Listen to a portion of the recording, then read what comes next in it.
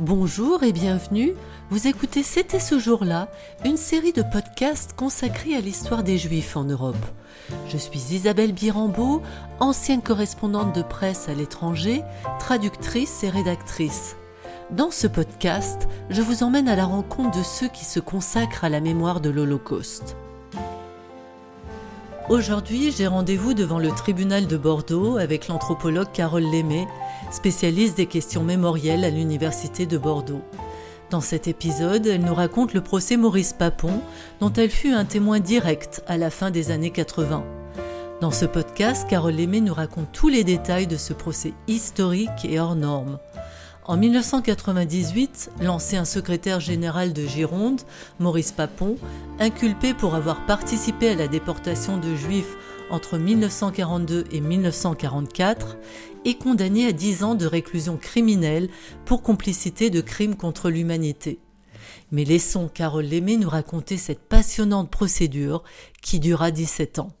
Alors vous parlez de 1997, vous faites référence à l'ouverture du procès contre Maurice Papon qui s'est tenu dans la cour d'assises de la Gironde.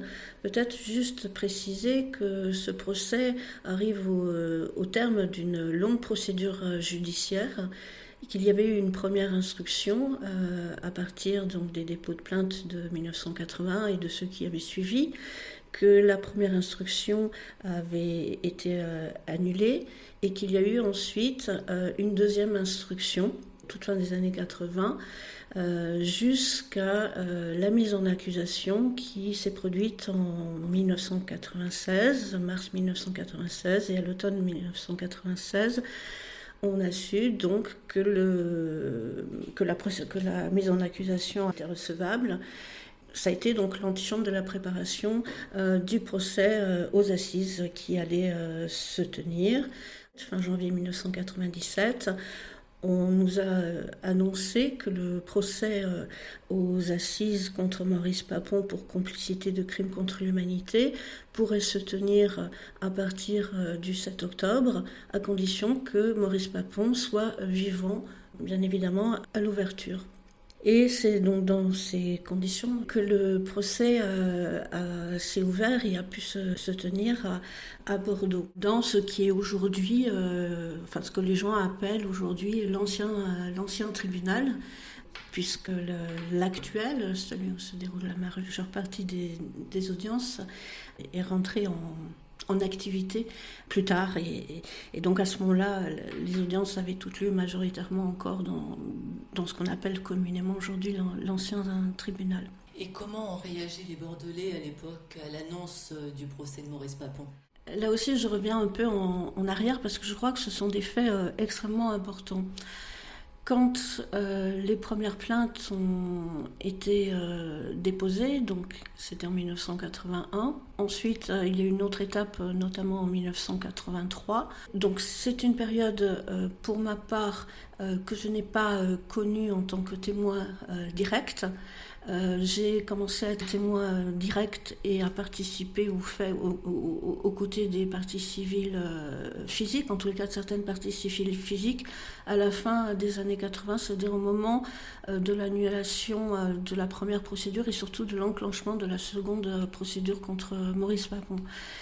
Donc la période des années 80, et en tous les cas je me souviens particulièrement donc pour ce que j'ai moi-même vécu et auquel j'ai assisté personnellement, au sein même des situations, ce sont celles de la fin des années 80, les parties civiles que l'on peut appeler aujourd'hui physiques. Alors pourquoi je dis les parties civiles physiques ? Parce que les premiers dépôts de plainte de personnes dont les membres de famille rentrant dans la saisine de l'instruction. Donc à ce moment-là, il y avait donc des descendants ou des collatéraux de victimes, des personnes qui avaient été elles-mêmes victimes et qui avaient survécu, donc des contemporains des faits. Certaines des parties civiles physiques étaient des descendants non contemporains des faits, c'est-à-dire nés ultérieurement. Et plus tard, dans le courant de la procédure, il y a eu une ouverture à ce qu'on appelle des parties civiles physiques morales, c'est-à-dire notamment les associations.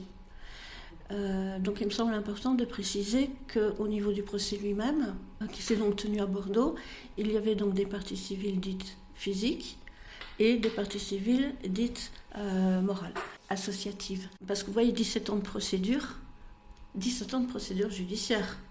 Donc vous comprenez pourquoi quand on me dit octobre la tenue du procès, on est dans un procès historique mais aussi dans un procès hors norme, en tous les cas au moment des faits, parce que 17 ans de procédure c'est extrêmement long. Voilà, donc pour ma part je ne peux relater, en tous les cas si on fait référence à ma propre expérience vécue, que ce à quoi j'ai moi-même assisté aux côtés de certaines parties civiles physiques à la fin des années 80.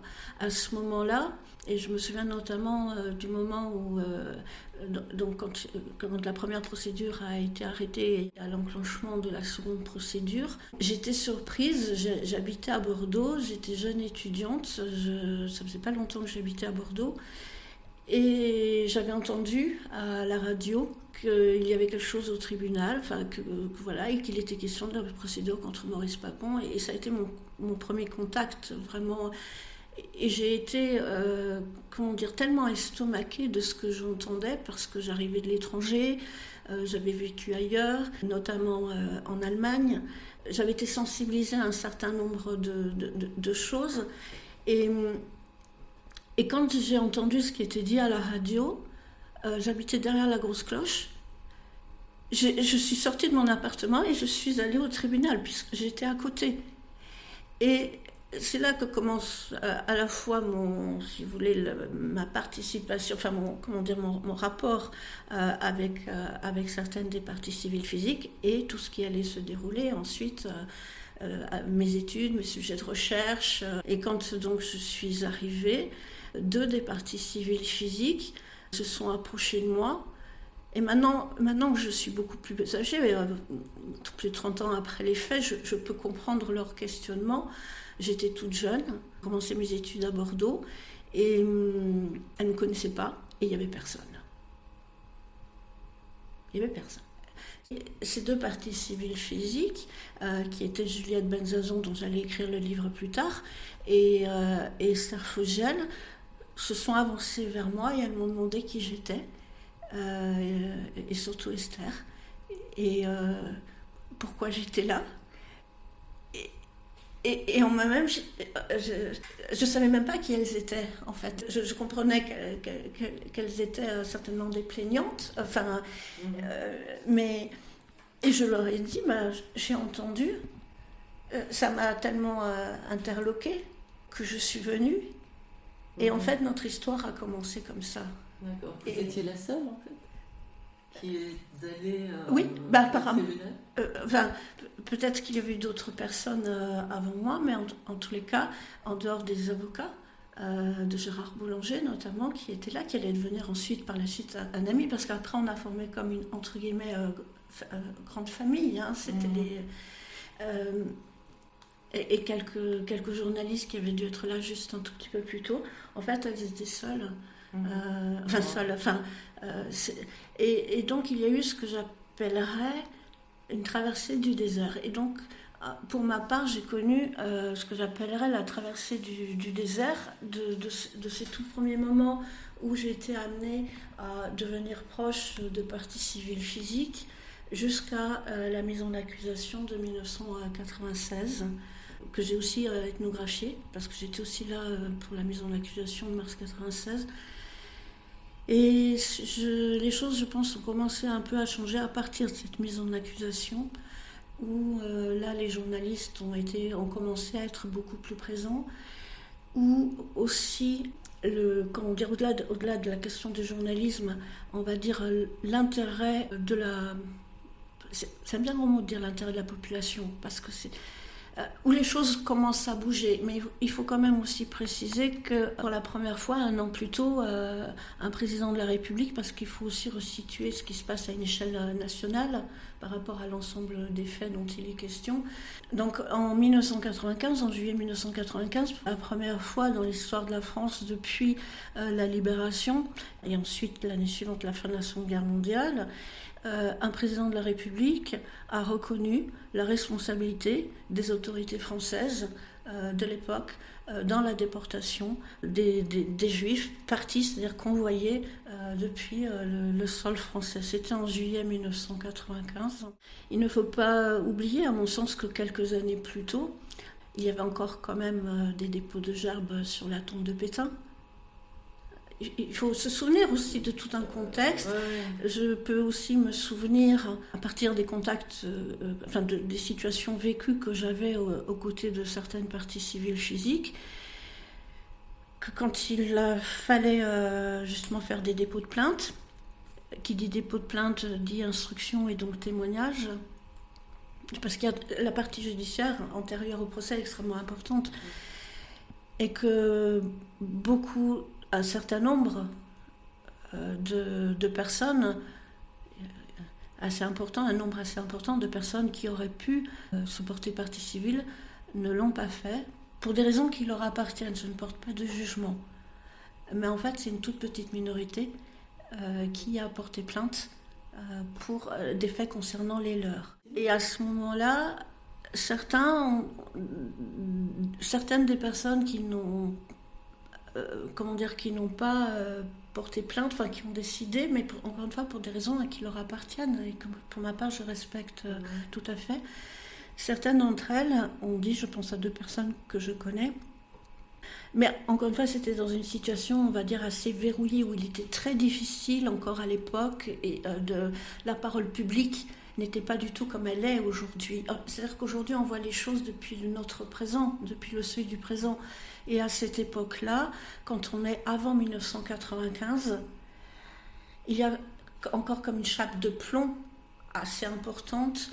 Les choses commencent à bouger à partir de l'assassinat de Bousquet, il y a de la contestation, etc. Mais c'est quand il s'agit des personnes touchées dans leur propre histoire et qu'elles sont elles-mêmes victimes et qu'elles ont survécu aux leurs, c'est encore, en dehors des questions judiciaires et autres, c'est déjà, pour certaines d'entre elles, extrêmement difficile, voire douloureux d'en parler tout court, que ce soit dans la famille ou hors de la famille. Donc vous imaginez, dans le cadre d'une procédure judiciaire, pour crime contre l'humanité, contre quelqu'un, enfin, c'est pas rien. Puis surtout, il ne faut pas oublier que Maurice Papon était quand même ministre du budget sous Raymond Barre, qu'un certain nombre de personnalités politiques étaient contre cette procédure et ne s'en cachaient pas.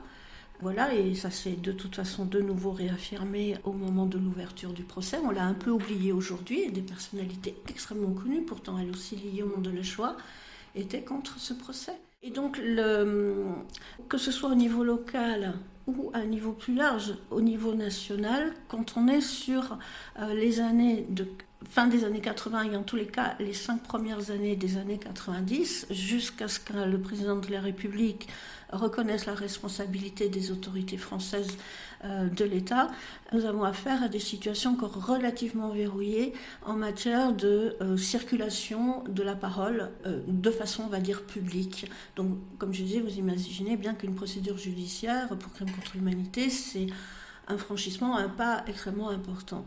Du moment où un président de la République a reconnu la responsabilité de l'État français dans les déportations de juifs, qu'il s'agisse de juifs français, de juifs étrangers, partis convoyés depuis le sol français, dans le cadre de mes terrains ethnographiques, j'ai commencé à avoir, en tous les cas dans le rang des victimes, là au-delà du procès Papon, de façon générale, dans le rang des familles qui ont été touchées par des faits liés à ce qui s'est passé durant la période du Vichy et du nazisme, des personnes ont commencé à pouvoir s'exprimer ou à se sentir, entre guillemets, autorisées ou à avoir moins peur, à être moins gênées. Enfin, en fait, il y a eu tout un contexte qui s'est fait où, dans la population globale, et en particulier du côté des jeunes générations, dont celles dont je faisais, ou des classes d'âge dont je faisais moi-même partie, nous, de notre côté, nous étions en demande, en attente, on posait des questions. En fait, il y a un ensemble de choses, là je résume vraiment à l'extrême, hein, mais juste pour aussi comprendre que la mise en accusation, elle arrive un an après, en fait, un ensemble de changements qui ont travaillé, qui ont commencé, de processus qui ont commencé à travailler en profondeur notre société à ce moment-là. Et c'est dans ce contexte où on voit que dans les médias locaux, nationaux, un intérêt de plus en plus marqué pour cette période de l'histoire que l'on commence enfin à ne plus appeler les années noires, les années de honte, c'est-à-dire à appeler par des images. Et ce qu'on retrouve dans le discours de Chirac, affronter, regarder le passé en face, où en fait on est dans une société où de façon multipolaire, plurivectorielle, etc., que les personnes aient été victimes ou non victimes, on commence à avoir vraiment une nouvelle période, une nouvelle ère qui s'ouvre. Et ce qui est juste antérieur à la tenue du procès Papon, à son ouverture, prend place en fait dans l'ensemble de ces processus et de ces changements. Ce qui fait qu'entre 1996 et la mise en accusation, qui était l'élément judiciaire décisif pour qu'il puisse avoir la tenue du procès, et 1997, on est sur une période très courte, mais où les choses s'accélèrent. C'est-à-dire que pendant très longtemps, ce sont mes propres termes, hein, c'était la traversée du désert. Quelquefois, on avait des réunions, des rencontres, voire publiques. Les journalistes, à l'exception de quelques-uns, ne venaient pas. Dans la communauté, les gens ne se sentaient pas concernés. Ou certains disaient, j'ai pu entendre de la part de certaines personnes, ah non, ce n'est pas ma politique, ah non, ce n'est pas de ma politique. Encore une fois, Papon avait été ministre du budget sous Barre. Il était identifié dans un parti politique précis, enfin dans les mouvements politiques. Mais il avait aussi, des appuis sur d'autres échiquiers politiques. Donc c'était quelque chose d'assez complexe. Quand le procès s'ouvre, on est sur des échiquiers, en fait, entre janvier et octobre, du moment où nous avons su, et les journalistes ont su que le procès pourrait s'ouvrir à Bordeaux et donc se tenir à condition que Maurice Papon soit encore vivant au mois d'octobre. Là, il y a comme un compte à rebours qui s'est enclenché et il y a eu une sorte de battage médiatique permanent déjà avant le procès. Ça s'est accéléré. Qu'est-ce qui permet de comprendre cette accélération médiatique extrêmement forte avant le procès? C'est ce que je vous ai dit. Si Maurice Papon vit encore en octobre, c'est-à-dire qu'on peut poursuivre quelqu'un, traduire quelqu'un en justice uniquement de son vivant. C'est un crime contre l'humanité ou une complicité pour crime contre l'humanité. C'est imprescriptible, mais que lorsque les personnes sont en vie pour les traduire devant la justice.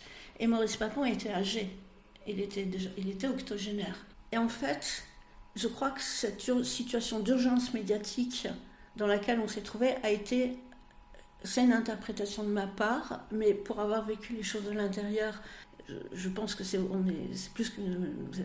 plus du registre d'une interprétation, c'est une clé de compréhension. On avait tous peur que Maurice Papon meure avant.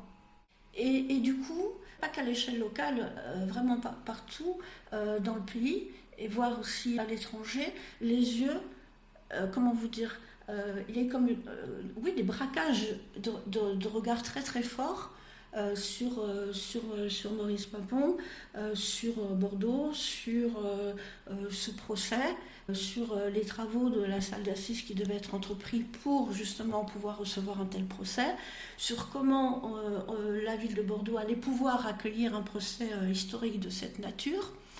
Et j'en profite pour dire que quand le procès a ouvert le 7 octobre, sur la place, ce qu'est la place de la République, vous aviez des espèces de préfabriqués pour les journalistes, avec des retransmissions pour le Japon, pour les États-Unis. Ça a été vraiment, à l'ouverture du procès, pas simplement un procès d'une part locale ou de dimension nationale, c'est qu'il y a vraiment eu un braquage de focale à un niveau international très très important. C'est étonnant, la traversée du désert et puis tout c'est ça. Enfin, c'est la raison pour laquelle je me permettais de replacer ce procès dans sa durée et dans cette traversée du désert qu'il me semblait important de préciser. Enfin, et combien de plaignants y avait-il? De mémoire, pour les parties civiles physiques dites bordelaises, elles étaient 26 ou 27, plus celle de Serge Schwarzfeld, qui avait aussi quelques parties civiles physiques, plus les parties civiles morales dont je parlais tout à l'heure. Donc quelques dizaines de parties civiles physiques. Et on en revient à ce que je vous disais, c'est une poignée en fait de personnes par rapport à un ensemble qui aurait pu être potentiellement beaucoup plus important. Mais on revient à ce que je vous disais, c'est que durant les différentes étapes de la procédure contre Maurice Papon, les deux instructions qui se sont succédées, on était dans des périodes où il était extrêmement difficile de parler. C'est pour ça qu'il est important, je pense, de replacer dans son contexte qui était Maurice Papon. Qu'est-ce qui s'est passé dans cette ville à Bordeaux? Il y a eu des convois. Donc expliquez-nous un petit peu le rôle qu'il a joué par rapport aux déportations des Juifs. Alors, Maurice Papon a été traduit devant la justice dans la dernière instruction et au niveau du procès qui s'est tenu aux assises et du verdict qu'il a eu pour complicité de crimes contre l'humanité. En fait, Maurice Papon, et aussi ce que je précisais tout à l'heure concernant la reconnaissance par un président de la République de la responsabilité des autorités françaises, est très important dans ce que je suis précisément. Enfin, Maurice Papon était un haut fonctionnaire. Donc, quand on regarde l'histoire des procès liés à la période de la Seconde Guerre mondiale en France, et d'où la fameuse question de sera-t-il encore vivant au moment du procès, c'est très important parce que c'était un haut fonctionnaire traduit devant la justice et que pour d'autres, ça n'a pas été possible. Et là, on se retrouve donc avec un haut fonctionnaire, un ancien haut fonctionnaire de la période de Vichy, mais aussi, comme je l'ai dit, après la période de Vichy, ayant même été donc ministre du budget sous Barre. Il avait pris ses fonctions à la préfecture de Bordeaux en juin 1942. Il était secrétaire général de la préfecture de Bordeaux. Il était l'une des figures principales de la préfecture de Gironde. La préfecture de la Gironde, au moment des faits, ce n'est pas que l'actuelle Gironde, on a une dimension un peu plus régionale. La Gironde, les Landes, une petite partie des Pyrénées-Atlantiques, enfin vous voyez, un territoire plus large. Et avant de venir à Bordeaux, d'être nommé secrétaire général de la préfecture de la Gironde et de devenir le responsable du service des questions juives, mais il n'était pas que responsable de ce service, il en avait aussi d'autres. Il travaillait déjà avec Maurice Sabatier, qui lui était le préfet. Et ils travaillaient ensemble au niveau de l'administration de Vichy. Et c'est aussi quelque chose qui est important de connaître. On a affaire à quelqu'un qui en fait a une carrière dans la haute fonction publique antérieure à son arrivée, même s'il était jeune, antérieure à son arrivée à la préfecture de Gironde en juin 1942. Et au moment de la libération, aussi curieux, si vous voulez, rétrospectivement, que cela puisse nous sembler en 2024, mais que ça pouvait déjà sembler en 1997. Il va travailler avec Gaston Cousin, c'est-à-dire au moment de la libération, il va être appelé. En fait, il ne va pas être épuré. Enfin, il va y avoir une commission quand même, mais il va passer par Maille à ce moment-là et il va poursuivre une carrière très importante dans la haute fonction publique de notre pays, jusqu'à, comme vous le savez certainement, devenir préfet de Paris. Enfin, vous voyez ce qui se passe au moment des ratonnades, etc., etc.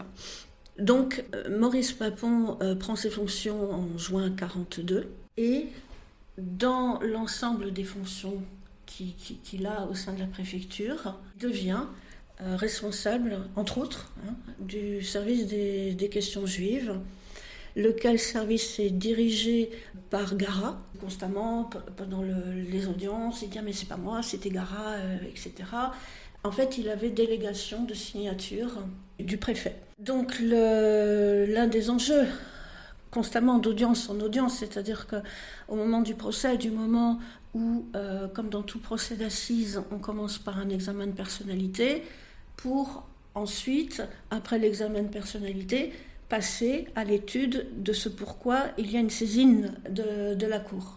Et donc là, la saisine de la Cour, c'était donc l'étude des faits pour lesquels la Cour était saisie, à savoir arrestation, internement, déportation de juifs français et étrangers depuis le territoire qui était couvert par la préfecture de Gironde, et notamment ce qui se passait au niveau du service des questions juives, puisqu'administrativement, il était responsable de ce service.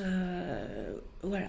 On a affaire, alors Gérard Boulanger parlait d'un crime de bureau, Maurice Papon a souvent dit pendant les ans, je n'étais qu'un porte-plume, enfin vous voyez, c'est-à-dire pour tous les faits qui étaient rentrés dans l'instruction, et en particulier arrestation, internement, déportation, toutes les pièces qui étaient projetées, qui étaient examinées, qui étaient dans la saisine de la Cour, plus tous les témoignages des personnes qui sont venues témoigner des faits, au sujet des faits, c'était d'établir sa responsabilité. Quelle responsabilité il avait? Vous voyez, en fait, Gérard Boulanger parlait d'un crime de bureau, lui disait je n'étais qu'un porte-plume, etc., etc. Et comment on a réussi à établir sa responsabilité? Par l'étude des faits, l'étude judiciaire. À ce propos, je voudrais dire, mais peut-être qu'on ouvrira, ça me semble important, en France, les gens ont la fâcheuse tendance à vouloir penser que seuls les historiens seraient aptes ou amènent professionnellement ou au-delà même de leur profession à pouvoir traiter des questions d'histoire et à les étudier. Et c'est une question qui s'est posée de façon très importante dans le cadre justement de... curieusement pas tellement durant la procédure parce qu'on ne les a pas vus, mais du moment où on a su que le procès Babon allait se tenir, alors là, et qu'il y a eu ce braquage médiatique, là s'est posée la question du... alors ce ne sont pas mes termes, hein, c'était des termes extérieurs du rôle de l'historien expert. Et donc on a vu, alors qu'ils n'étaient pas là pendant toutes ces années, et ils n'étaient pas dans la salle d'assises non plus pour assister aux audiences. Donc il y a eu des procès du procès qui ont été faits par voie de presse. Là maintenant, avec justement les collègues historiens de ma génération, c'est totalement différent, puisqu'ils ont été assistés au procès, etc. Alors que moi, on considère que j'étais ni lu-berlu, mais bon, j'étais anthropologue, donc c'était... Enfin, mais je peux vous dire qu'en dehors de Finkielkraut, qui est venu, pas à toutes les audiences, mais il est venu assister, selon les 6 mois du procès, à certaines des audiences. Il n'est pas universitaire en tant que tel. En fait, j'ai été la seule universitaire, enseignante d'université, à assister à la totalité des audiences, de la première à la dernière, de la même façon qu'avant j'avais ethnographié justement la mise en accusation, et ensuite après au niveau des appels à Paris.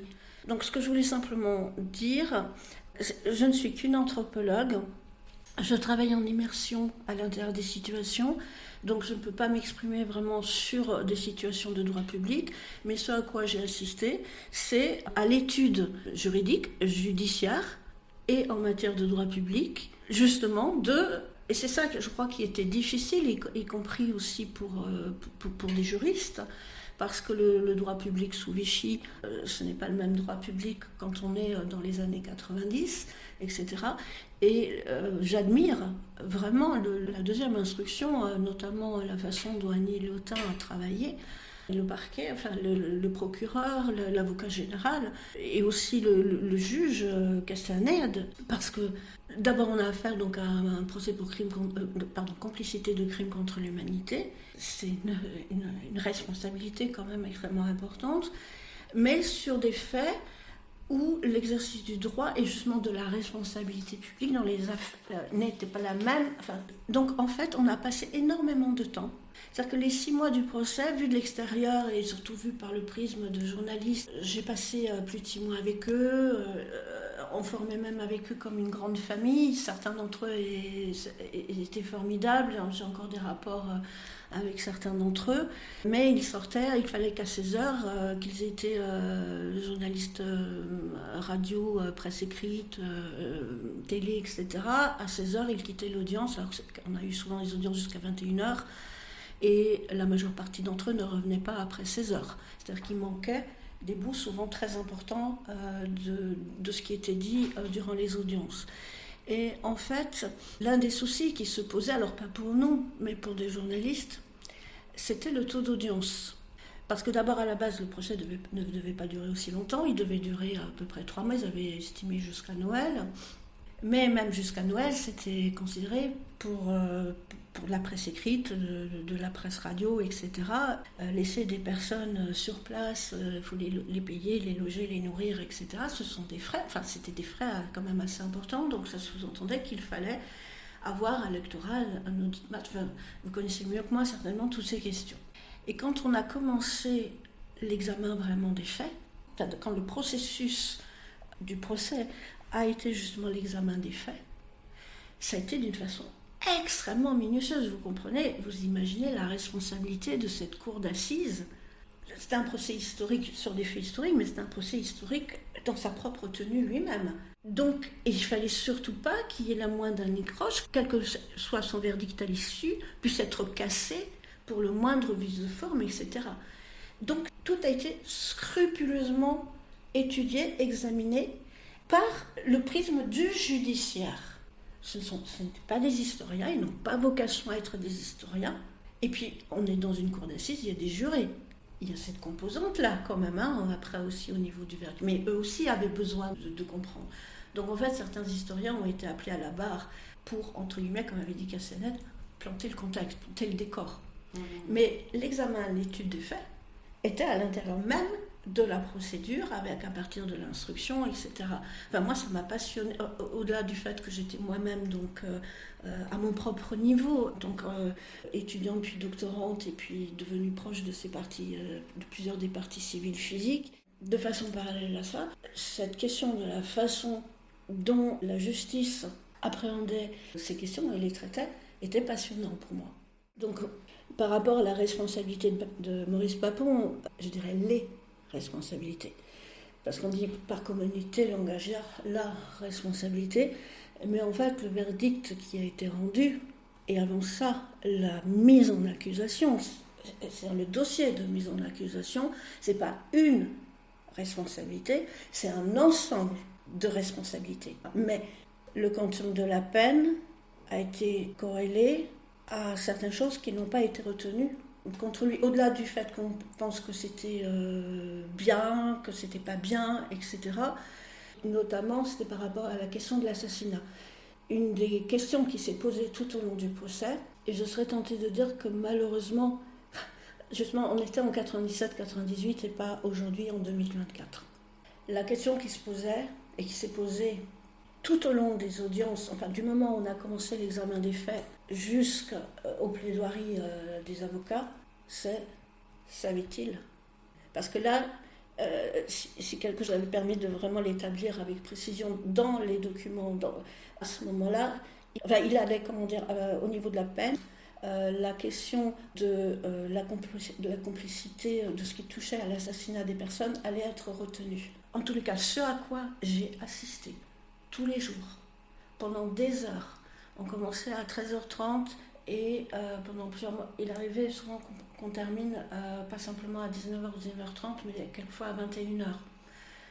Ça a été vraiment un examen minutieux, scrupuleux, et ça ennuyait les journalistes, c'était ce que je voulais dire. Et, enfin, ils se plaignaient, c'est dans les discussions qu'on avait, ou quand ils étaient à côté de nous au café, etc., c'est qu'est-ce qu'on va leur raconter ? Parce qu'une fois qu'ils avaient dit par exemple pour le premier convoi, etc., au bout de 2 jours, en fait, on pouvait passer 1 semaine ou 2 semaines sur les mêmes faits. On avait des pièces qui étaient projetées sur écran, plus les témoignages, plus le contradictoire qui est bien entendu dans le procès, et encore une fois, ça repose sur des preuves.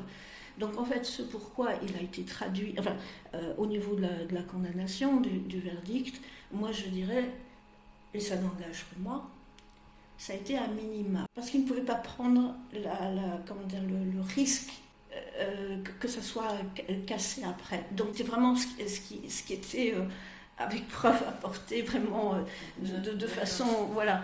On parle de combien de convois ? Alors, il y a eu ce qu'on pourrait appeler rétrospectivement un transport de quelques personnes en juillet et ensuite 10 convois.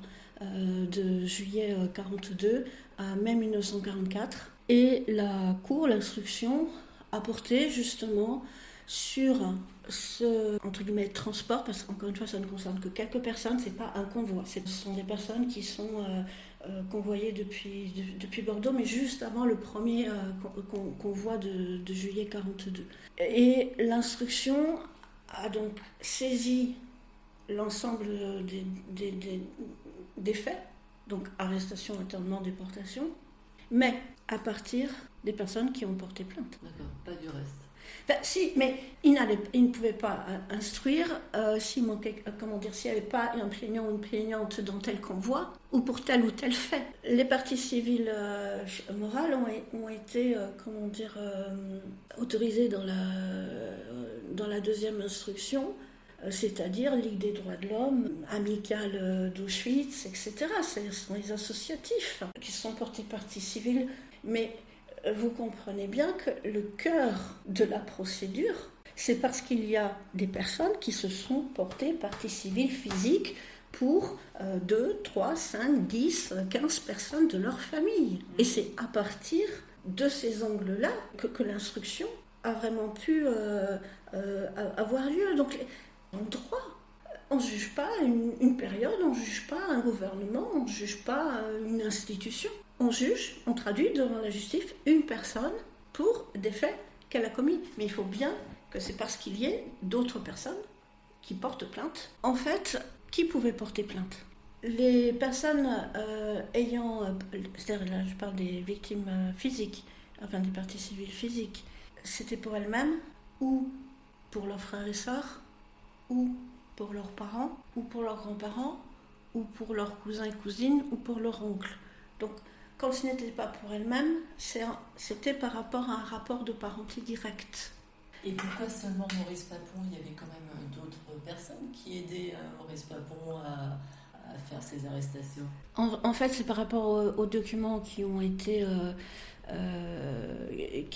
qui avaient été retrouvés avec les signatures de Maurice Papon, avec des paraphes de Maurice Papon, et c'était encore une fois au niveau de l'administration, il était responsable, il était secrétaire général de la préfecture, et dans ses attributions, il avait notamment sous sa coupe ce fameux service des questions juives. Une partie des autres protagonistes, en fait, sont décédés avant les faits ou n'ont pas pu être traduits devant la justice. On retombe toujours sur ces questions de la mort qui empêche de poursuivre, et puis penser aussi aux lenteurs de la justice, penser aussi que ça a été extrêmement difficile que des personnes se portent partie civile. Oui, justement, pour elle, alors c'était libérateur ou c'était traumatisant ? Alors, aussi curieux que ça puisse vous sembler, moi, je ne peux pas m'exprimer. Maintenant, elles sont décédées. Je ne peux pas m'exprimer à leur place. Pour avoir été très proche et intime, plusieurs d'entre elles, notamment deux d'entre elles qui étaient les seules survivantes, m'avaient dit que j'ai passé la nuit du délibéré avec elles. Enfin, on était toutes les trois ensemble à l'intérieur du tribunal. Elles m'ont dit, pour moi, et l'une me l'a même écrit, elles m'ont dit, tu es la fille qu'on n'a jamais pu avoir, mais qu'on aurait tellement aimé avoir. Et ça fait partie des choses qui permettent de comprendre qu'est-ce qui fait que j'ai constamment travaillé sur ces questions aussi. Et de ma propre position, pour avoir été à leur côté, encore une fois, je ne peux pas parler à leur place. Je serais tentée de dire que ça n'a ni été libérateur, ni traumatisant. Que c'est d'un autre registre. Que le mot réparation est pas non plus totalement approprié. Le procès aux assises, c'est-à-dire la condamnation, le délibéré, le verdict a été énoncé, nous a été donné à 8h du matin le 2 avril, le jeudi 2 avril, mais l'audience civile, c'était le 3 avril matin, c'est-à-dire la fameuse question des réparations, là, ce qui est des réparations financières. la majeure partie des parties civiques physiques, et là on retombe sur le fameux distinguo entre les associatifs et les physiques, ont refusé la moindre réparation financière, disons. D'autres, en revanche, l'une de mes proches, elle l'a accepté. Alors il y avait pas une pomme de discorde, mais toutes les parties civiles physiques n'étaient pas forcément d'accord sur cette question. C'est à chacun de voir les choses comme il l'entend. Quand je dis le terme réparation, qu'il s'agisse de quelque chose de symbolique ou de financier, et qui devient plus à la mode ces dernières années, et aussi par rapport à d'autres questions historiques, me semble pas non plus le plus adéquat. Il me manque un mot précis pour décrire ce que j'ai pu voir de façon transversale, au-delà du caractère hétérogène qu'elles pouvaient avoir les unes vis-à-vis des autres. C'était quelque chose de l'ordre, on reprend place dans l'histoire d'une façon, entre guillemets, juste, appropriée, pas niée. Oui, la reconnaissance d'une injustice. Voilà, enfin, par rapport à la responsabilité historique des faits, par rapport aux violences, par rapport à, comment dire, cette histoire, elle avait, parce qu'il y a les faits au moment où ils sont vécus, etc., dans la façon dont ils se déroulent. Et les conséquences. Et les conséquences. Et ensuite, il y a les façons de présenter, de raconter ou de taire rétrospectivement les choses. Et là, on est face à des faits sur lesquels des couvercles énormes, des silences énormes ont été mis, voire des mensonges tenus, des déformations. Il faut que j'arrive à essayer de trouver un mot qui soit adéquat. En fait, ça participe de ça, ce que je suis en train de vous dire. Ce qui a vraiment été transversal chez elle, ça a été à ce niveau-là une sorte de satisfaction et de dire enfin. Enfin, les choses sont remises. Alors là, vous voyez, c'est au-delà de la question de la condamnation, du jugement. La restitution des faits, et comme je vous l'ai dit, il y avait un examen, alors que des historiens critiquent, chacun peut critiquer, on peut tous critiquer, on peut tous être d'accord avec le médecin et dire que le médecin ne travaille pas bien, peu importe. Mais à l'échelle juridique, à l'échelle du judiciaire, il y a eu des examens extrêmement minutieux, extrêmement scrupuleux. Et comme je vous le dis, ça n'engage que moi, mais c'est ma conviction intime. Ils ont jugé à minima, parce qu'ils n'ont voulu prendre aucun risque et que ça ne soit pas cassé. Donc en fait, je pense que sa responsabilité était bien plus importante encore que ce qui a été mis dans l'ensemble des questions, parce qu'il y avait plus de 500 questions qui étaient posées quand même durant la nuit du délibéré. C'est pour ça que cette nuit, elle a été aussi longue. La Cour et les jurés devaient répondre à chaque question, oui, non, enfin donner une réponse à plusieurs centaines de questions. Le dossier d'accusation, enfin la mise en accusation, c'était très lourd quand même. Et donc le verdict, c'était quoi ? La perte, la dégradation des décorations qu'il avait, et il a refusé de les rendre. Oui, vous savez qui se me fait enterrer avec ça, je crois que c'était sa Légion d'honneur, ou je ne sais plus, enfin... Ah oui, non, mais en fait, il avait 10 ans, mais plus de possibilité d'exercer le mois de mandat. Bon, il était très âgé, mais aussi donc ses décorations retirées. Enfin, et ça, quelque part, c'était... ça fait partie certainement des choses pour lui qui ont été pires que tout. Puis de toute façon, à longueur d'audience, il avait un comportement... comme s'il était toujours... il était resté le haut fonctionnaire qu'il était... comme s'il était encore ministre ou je ne sais qui. Il tapait du poing, il prenait la parole quand il n'avait pas forcément à la prendre. Je me souviens d'un vendredi après-midi, il nous a fait carrément une leçon sur la mémoire. Il était, comment dire, odieux, je ne sais pas si c'est le terme qui convient. Il était hautain, il était sec, il était cassant, il était méprisant, il était coléreux. Quand ça ne lui plaisait pas, il tapait du poing sur son pupitre et il avait comme un espèce de fauteuil de ministre que n'avait même pas, par exemple, en face les partis adverses et puis, je sais pas, la cour, etc. Et son fauteuil baldinguait contre le mur. Comment vous dire ? Coléreux, autoritaire. Est-ce qu'il reconnaissait les accusations ? En fait, il disait « je faisais mon devoir ». De toute façon, que c'était pendant l'examen de la personnalité ou que c'était ensuite sur l'examen des différents faits, pas que les déportations. C'est pour ça que je précisais tout à l'heure, c'est un ensemble de faits. En fait, non seulement il n'exprimait aucun remords ni quoi que ce soit, mais il fallait mettre de l'ordre. Voilà. Par exemple, dans l'examen de la personnalité, justement sur les ratonnades, etc. Je me souviens, c'est même, je crois que c'est dans l'examen de la personnalité quand on est sur, quand il était ministre du budget sous Barre, je sais pas, il y a un moment donné, il était question d'étrangers et qu'il fallait mettre les étrangers dans un avion. Enfin, je me souviens plus exactement là. Enfin, à chaud en vous parlant. Enfin, ces mots, c'était remettre de l'ordre, c'était comme ça. Enfin. Et il restait convaincu, depuis son présent, depuis son fauteuil pourtant traduit devant la justice pour complicité de crimes contre l'humanité, que non, qu'il était là pour mettre de l'ordre. C'était son mot. Ça, c'est quelque chose qui m'a énormément marqué. Au-delà de son côté très autoritaire, coléreux, méprisant, inflexible, enfin, c'était ça, c'était mettre de l'ordre.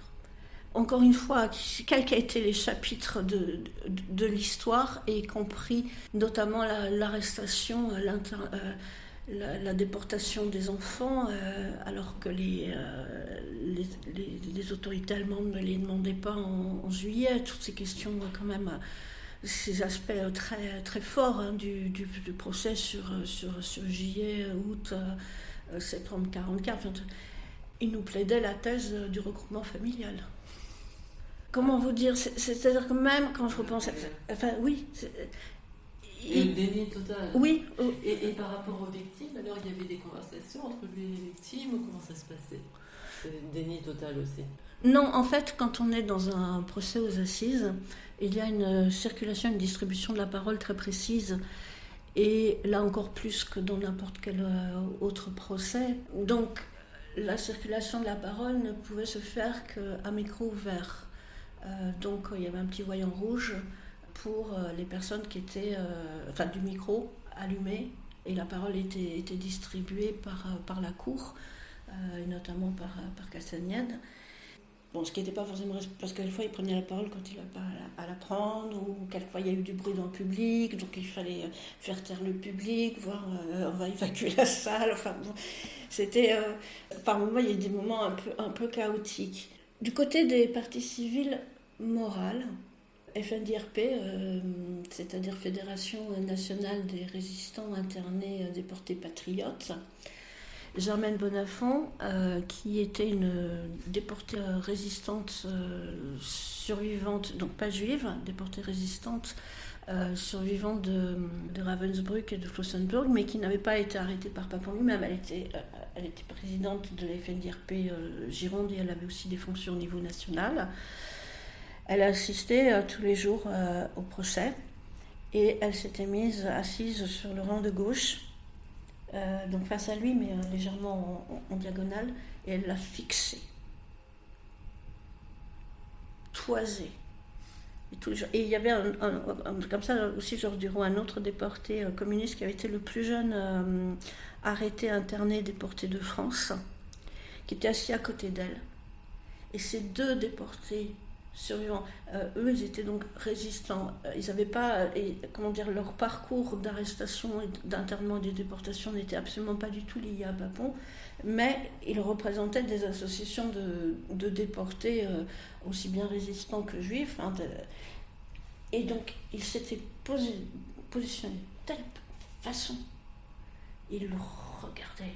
Ah non, mais en fait, ça, c'est tout ce que j'ai vraiment pris en note. Et si un jour vous regardez les archives du procès, ce qui a été filmé, vous ne le verrez pas, parce qu'en fait, le cahier des charges de la loi Badinter, quand on filme un procès, c'est justement sur la circulation de la parole. C'est-à-dire qu'on ne filme que la personne qui a le micro ouvert et à qui la parole est donnée et autorisée. D'accord, on voit pas les interactions. Voilà. Donc moi, ma prise de notes, en fait, j'avais divisé ma prise de notes en deux.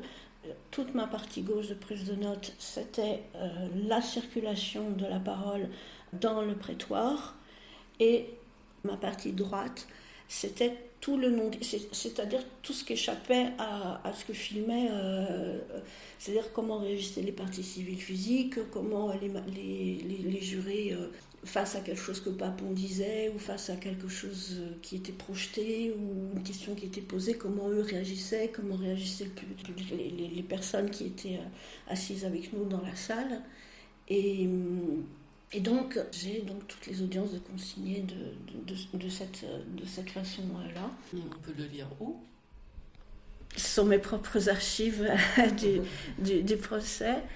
Et vous voyez, on m'a reproché, quand j'ai soutenu mon doctorat, en fait, j'ai pas voulu le faire porter exclusivement, ou même, je dirais, principalement sur le procès. Et j'en ai même pas fait vraiment une partie à part entière. Parce que je ne voulais pas que l'on saisisse ce que j'avais à dire dans les rapports, justement, histoire-mémoire par rapport à la période de Vichy, que par le prisme de ce procès. Et puis surtout, en fait, je m'exprime relativement peu sur ce procès, y compris autant d'années après, plus de 20 ans après. Parce qu'il y a eu le procès, il y a eu les appels après, mais il y a eu, comme je disais, la procédure avant. Et même si je l'ai étudié, comment vous dire, j'ai été amenée à vivre les choses de l'intérieur. Je n'étais pas du tout, pour ma part, partie civile, ni physique, ni... Mais, comme beaucoup, en fait, on a tous, quels qu'étaient nos statuts et notre positionnement dans ce procès, on a tous, en général, été malades après ce procès. On s'est tous retrouvés impactés dans nos santé, on ne sort pas indemne de ça. Et ce que je peux dire, c'est que pendant le procès lui-même, moi j'enseignais déjà à la fac, j'étais en doctorat, j'avais déjà une Ce pratique podcast a entièrement été réalisé par Isabelle Birambeau. Un grand merci à Martine Carnoy pour le précieux témoignage contenu dans cette interview qu'il m'a accordé quelques heures après son arrivée à Paris. Quand il travaille du bois et ainsi de suite. Et en fait, la nuit, je me retrouvais à devoir courir aux toilettes et à me retrouver la tête dans mes toilettes. Et vous pouvez vous imaginer la situation. Et en fait, c'est mon corps, mon esprit, une fois que j'étais plus éveillée à prendre des notes.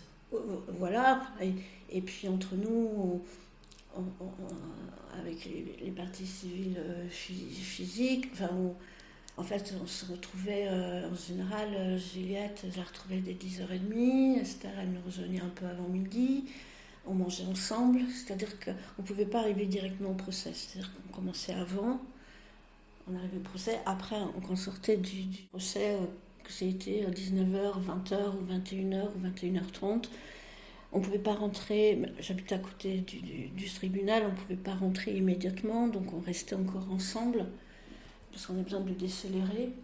Mais quand on rentrait dans la salle d'assises, c'était comme une machine à remonter le temps. Surtout quand on a commencé l'examen des procès, c'était une machine à remonter le temps. Et on se retrouvait comme dans un aquarium, où le temps, tout était suspendu, les temporalités de la vie extérieure, les événements. On était, par archives interposées, par essai de compréhension, justement, de mise à plat des responsabilités. Est-ce que pour cette pièce, est-ce que pour ces faits, il pouvait être considéré comme responsable? C'est lui qui a signé. Là, c'est ça, là, c'est ça. Enfin, c'était vraiment, comme j'ai dit, un examen de la question de la responsabilité par la preuve. Et quand vous voyez des pièces où on vous parle de, je crois que c'était 30% de déchets, je vous assure, il y a vous voyez, même je l'ai mis encore en parlant, il y avait des choses. Et pourtant, vous voyez, je travaille depuis la fin des années 80 sur ces questions. Là, je pars en Lituanie, c'est-à-dire je suis une des spécialistes de la Shoah en Lituanie. Donc là, vous voyez, c'est 96% de la population assassinée sur place. Excusez-moi de dire ça, je le dis vraiment entre guillemets, parce qu'on ne peut pas s'habituer aux choses, mais je suis, entre guillemets, habituée au sens où je travaille sur ces questions quand même depuis longtemps, même si au moment des faits, j'étais beaucoup plus jeune. Et justement, il y a des choses auxquelles on ne peut pas s'habituer. Et là, on touche. Vous voyez, on entend tellement le mot, et même déjà à l'époque, le mot crime contre l'humanité. On sait ce que c'est. Enfin, on sait ce que c'est.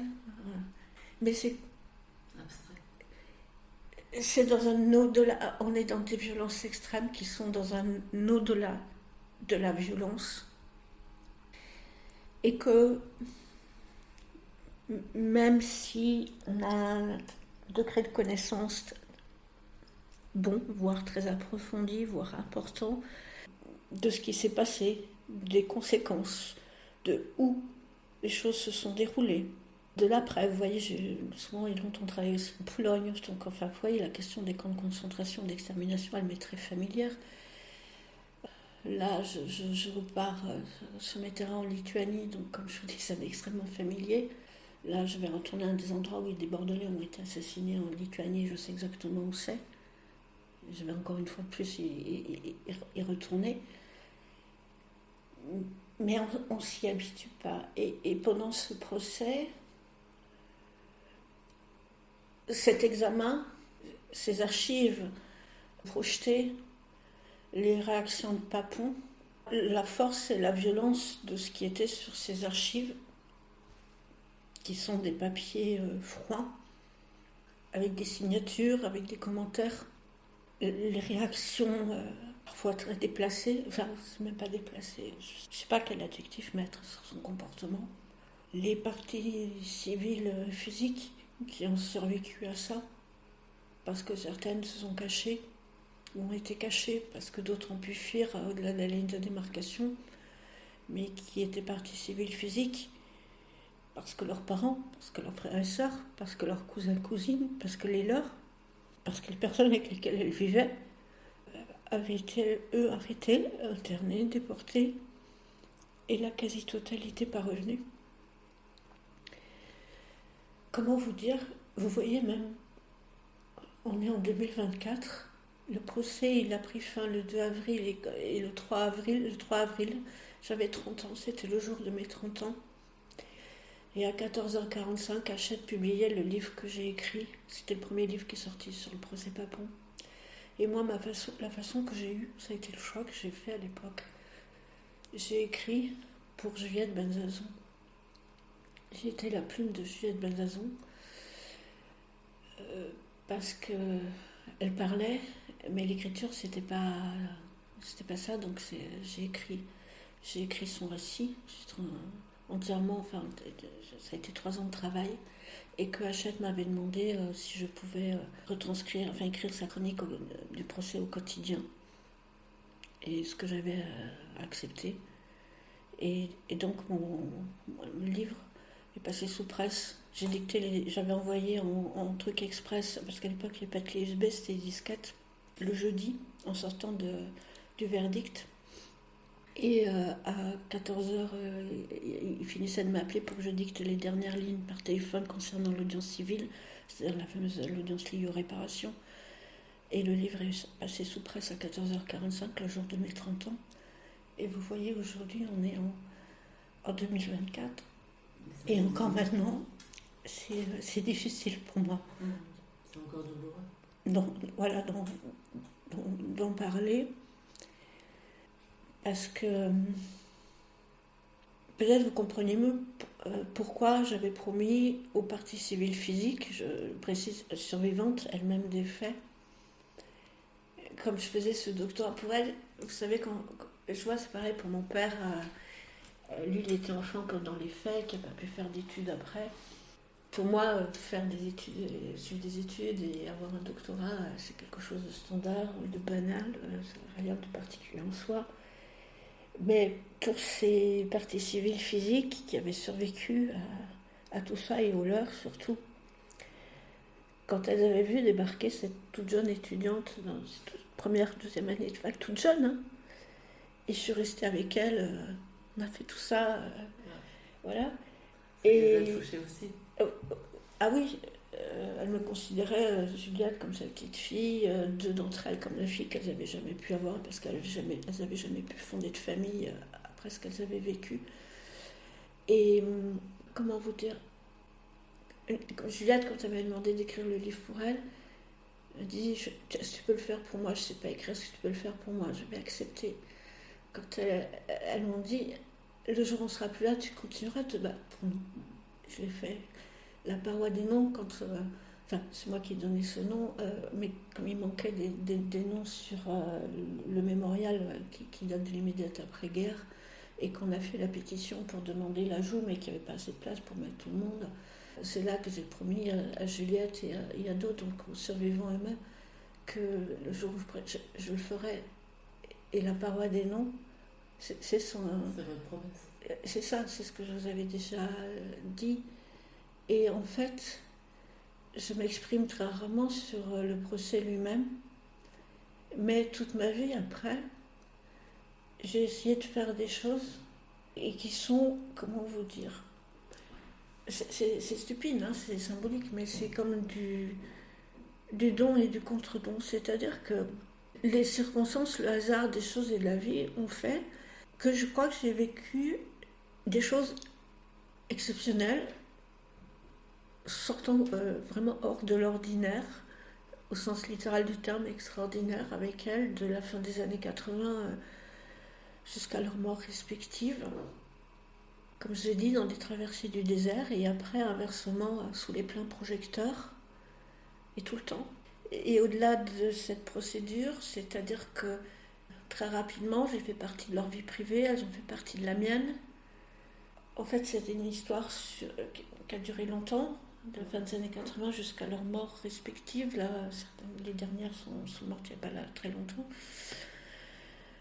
J'étais toute jeune, et en fait, ce que j'ai vécu avec elles, et ce qu'elles ont accepté de partager avec moi, m'ont permis de vivre et d'intérioriser. Je ne sais pas comment expliquer.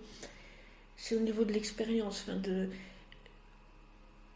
quelque chose auquel je n'aurais jamais eu accès, je pense, autrement. Et je leur en serai toute ma vie reconnaissante et quelque part redevable. Je ne sais pas comment expliquer ça avec des mots simples. C'est très difficile en fait à expliquer, à traduire, parce que c'est quelque chose de très humain, de très sensible, intime, voilà, et de très intime. Et justement, dans ma soutenance de thèse, on m'a, entre guillemets, je dis bien entre guillemets, reproché, parce que tout le monde attendait que je livre, que je dise des choses, parce qu'en fait, quand il y avait des réunions avec des avocats, qu'il n'y avait que les parties civiles physiques, j'étais toujours invitée. C'est-à-dire que tu viens avec nous, tu es avec nous, tu fais... Enfin, je disais, mais non, moi je ne suis pas partie civile. Non, tu fais... Comment j'ai pu assister à la totalité de ce procès, quand le jour où les badges des parties civiles physiques ont été donnés, ce que les gens ne savent pas, c'est que chaque partie civile physique ne recevait que 2 badges d'accès permanent. Un pour elle et un pour un accompagnateur ou accompagnatrice. Seulement 2. Donc, quand il y a un époux, quand il y a des enfants, quand il y a des petits-enfants, quand il y a des neveux, des cousines, des oncles, des tantes, seulement 2 badges. Quand les badges ont été remis, je ne savais même pas qu'il allait y avoir remise des badges, enfin on était réunis, on était au-dessus de la Concorde, et non, Esther, non, tu es avec nous. Et là, Gérard et les autres avocats ont distribué les badges. Un des moments qui me restera gravé vraiment toute ma vie, sans s'être concertées, parce qu'elles n'étaient pas placées aux mêmes endroits dans la pièce. Au moment où on s'est levé, qu'on est sorti de la pièce, qu'on s'est retourné à une espèce de vestibule du premier étage de ce qu'était autrefois la Concorde, Juliette est venue me donner son second badge. Esther, en même temps, est venue me donner son second badge. Et j'avais 2 badges. Et à l'une comme à l'autre, et en même temps, j'ai dit à Juliette non, parce que Juliette, elle avait des enfants, elle avait des petits-enfants. Esther, c'était différent. Elle n'avait pas de conjoint, pas d'enfant. Et j'ai dit non, je peux pas. Enfin, si, Carole, et puis c'est toi qui écris pour moi, donc si. Et puis je dis à Esther, je dis non, tu vas avoir des amis peut-être. Enfin, elle m'a dit non, je veux que ce soit toi qui l'aies, tu sais pourquoi, ce que j'ai dit tout à l'heure. Et puis comme Juliette me donnait l'autre, et elle m'a dit de toute façon, ça sera pour David. Et donc ce qui fait que David, dès qu'il terminait ses propres audiences, il venait en permanence entre ses audiences Et donc, c'était le badge, c'était Esther qui le donnait pour moi, mais donc pour David. Ou alors, ce qui se passait, c'est que quelquefois mes collègues à la fac ont voulu venir, donc je faisais bénéficier du deuxième badge que j'avais à une autre personne. Et vous voyez, ça, c'était tellement rare. Je ne sais pas, encore une fois, si vous vous rendez compte que 2 badges pour un événement aussi important dans leur vie, des personnes, qu'elles aient eu une grande ou pas une grande famille directe autour d'elles, ça a été une des choses parmi les plus touchantes qui me soit arrivée dans ma vie, tout simplement. C'était aussi fort que la nuit du délibéré, aussi fort que le verdict, aussi fort après que leur mort respective, que leur départ respectif. Et vous voyez, en fait, il y avait une hétérogénéité. Il n'y avait pas forcément une unité totale. Les avis n'étaient pas forcément les mêmes sur certaines questions, etc. Donc il pouvait y avoir des débats aussi entre elles. Et en fait, de l'intérieur, j'avais accès à tout ça en permanence. Ce qu'on peut appeler les coulisses. Encore aujourd'hui, je n'en ai jamais parlé de certaines choses qui ont pu être dites ou qui se sont passées, ou de choses que des parties civiles physiques ont pu me dire ou me confier. Et ce que j'ai répondu, la soutenance de ma thèse, je leur ai dit que nous, anthropologues, on n'était pas là pour faire du voyeurisme journalistique. Parce que tout le monde attendait justement que je profite de ma position privilégiée à l'intérieur, si vous voulez, de certaines choses. Et en fait, ce que je dis à mes étudiants que je forme à de l'ethnographie, je leur dis, vous savez, quand on travaille longtemps avec des personnes et que le longtemps se transforme en plusieurs années, on a soi-même plusieurs statuts. Et qui sommes-nous pour nos interlocuteurs ? Alors on est telle personne, étudiant ou faisant un doctorat, etc. Mais on n'est pas que ça. On est aussi, comme vous, dans d'autres situations de votre vie, on a d'autres statuts. Enfin, la personne peut considérer qu'on est l'équivalent générationnel de son petit-fils ou de sa petite-fille, de son neveu, de sa nièce, etc., etc. Et du coup, au niveau de la communication sociale que l'on a avec nos interlocuteurs, en fait, je me suis bricolé ma propre méthodologie parce que j'avais jamais été formée à l'université à ça.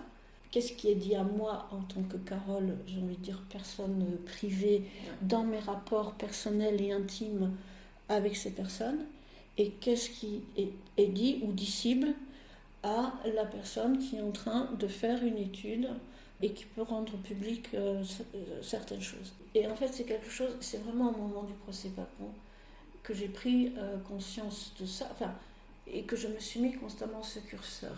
Et comme quelquefois, même de soi-même, c'est difficile, en fait, ce que j'avais mis en pratique, ce que j'explique à mes étudiants, c'est quand on commençait à me dire quelque chose, je ramenais le fait, ah oui, au fait, tu sais, dans ma recherche, et je ramenais le fait que j'étais, et je voyais tout de suite si mon interlocuteur ou mon interlocutrice s'enfermait comme une huître ou... Et c'est la raison pour laquelle, encore aujourd'hui, en fait, vous voyez, dans mon métier, c'est comme un avocat, comme un médecin, quelque part, parce que vous l'avez dit très justement, on touche aussi à des choses intimes, on a accès, quand on nous accorde une confiance. Tout à fait. Voilà, et vous voyez, encore aujourd'hui, outre le fait que c'était quelque chose de, bien entendu, de sensible, qui touche pour les raisons que je l'ai dit tout à l'heure. Parce que... je crois que vous ne faites pas ça par hasard non plus. Ouais. On est bien d'accord.